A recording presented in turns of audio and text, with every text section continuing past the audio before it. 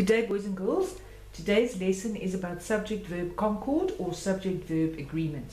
If you turn to page 91 in your textbooks, you'll see the language blocks. The language block gives us a definition for the word concord. It means that the subject and the verb in a sentence match. That is why Mickey and Minnie Mouse are wearing matching outfits. So the subject and the verb match. Just quickly to recap, what is a subject and what is a verb? A sentence is made up of different parts. Our example sentence here is the dog chases the cat. So in the sentence, our action word or doing word or our verb is chases.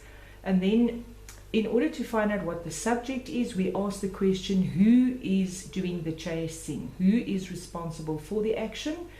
And the answer to that is the dog. So the dog is our subject and the verb is chases.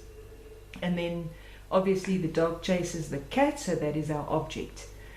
So what we say that when we say that the verb and the subject must match, all that we mean by that is that if our subject is in the singular form, in this case one dog, the dog, then our verb in the simple present tense must get an S. If you look at the examples in the textbook, in the language block, it tells you there Richard was given a medal. So as you can see, that's the past tense. Richard was given a medal.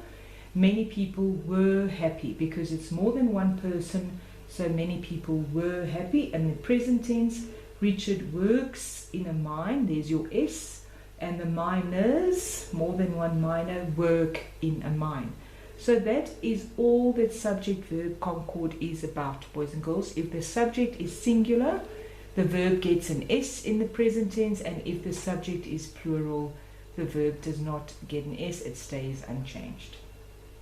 So what I want you to do for homework then, please note that all your homework must be done on an exam pad. You don't have to submit the entire exam pad, boys and girls. What I mean by that is you do it on a piece of paper, and that piece of paper must be handed in the next time that we ask for work to be submitted.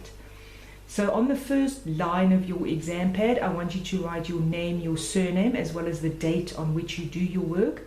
And then your heading for this specific exercise is subject-verb concord, and in brackets your page reference number, page 91. Please remember the page reference number, that's very important.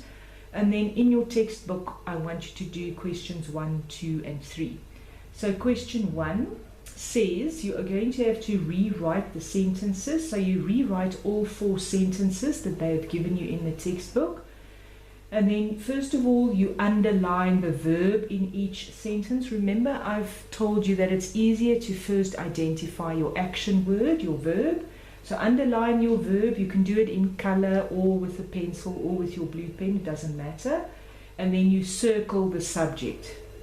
So you draw a circle, or you can highlight the subject then in a different color if you are using highlighters, that's fine. For question 2, rewrite the sentences using the correct form of the verb. I want you to rewrite those sentences in the paragraph form that they've given you in the textbook. Please write the sentences, copy them exactly as they are, and you underline the correct verb. So the first sentence is, miners is or are very brave. I want you to write down the entire sentence as it is with your verbs, both of them in brackets, and you only underline the correct one. Once again, you may use blue pen or pencil or a highlighter.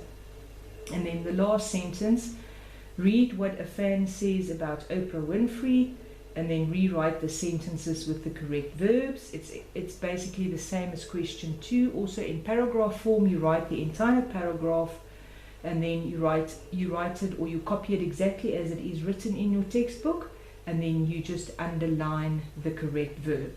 So just to quickly recap, all that it means, if the subject is singular, your verb gets an S, and if the subject is plural, your verb stays the same. So, and there's your homework again. I'm also sending this PowerPoint slide in PDF format for you to look at. If you maybe can't access the lesson itself, then you can just look at that, and that is how I want you to do it. Thank you, boys and girls, and stay healthy.